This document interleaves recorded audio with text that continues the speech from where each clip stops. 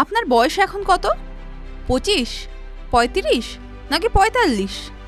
ভাবছেন রিটায়ারমেন্টের তো এখন অনেক দেরি।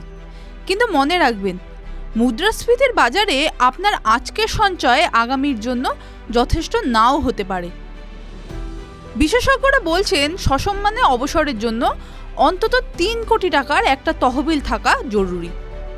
কেন 3 কোটি টাকা?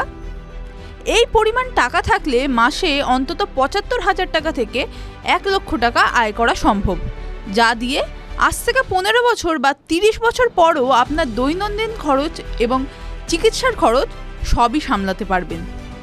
কিন্তু এই লক্ষ্যে পৌঁছাবেন কিভাবে? হাতিয়ার একটাই, মিউচুয়াল ফান্ডে এসআইপি। দেরি করলেই বিপদ। সময় কিন্তু আপনার সবচেয়ে বড় বন্ধু।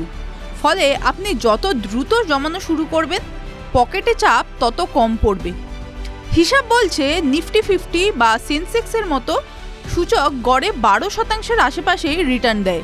সেই কারণেই 12% গড় রিটার্ন ধরে আমরা যদি হিসেব করি, তাহলে অনেকটা এরকম হয়। 25 বছর বয়সে যদি আপনি বিনিয়োগ শুরু করেন, তাহলে মাসে মাত্র 5,500 টাকা জমিয়ে আপনি 35 বছরে 3 কোটির গণ্ডি ছুঁতে পারেন। অর্থাৎ আপনার বয়স যখন 60 বছর হবে, সেই সময় আপনার কাছে 3 কোটি টাকার একটা তহবিল থাকবে। 35 বছর বয়সে যদি আপনি বিনিয়োগ শুরু করেন, তাহলে মাত্র 10 বছর দেরি বলে আপনি যদি মনে করেন, জমানোর অঙ্কটা কিন্তু বেড়ে দাঁড়াবে মাসে 18,000 টাকায়।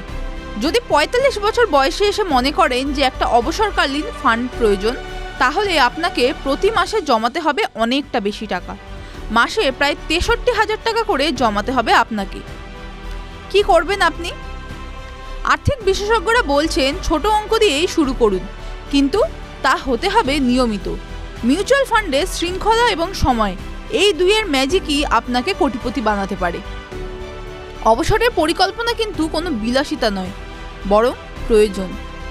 আজই আপনার অর্থনৈতিক উপদেষ্টার সঙ্গে কথা বলুন এবং বিনিয়োগের প্রথম ধাপটি সেরে ফেলুন। মনে রাখবেন, সময় যত এগিয়ে যাবে, বিনিয়োগের অঙ্ক ততই বড় হতে থাকবে। TV9 Bangla digital.